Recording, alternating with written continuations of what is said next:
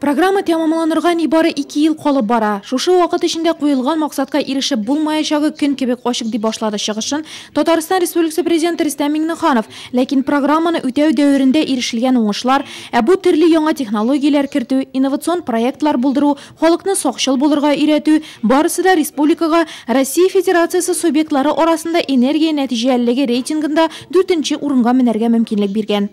Конечно, нужны современные технологии. Мы даже прошли, какие новые решения появляются. Поэтому предложение, я думаю, и нашим компаниям, чтобы энергетические ваши службы посмотрели, что новое сегодня предложено.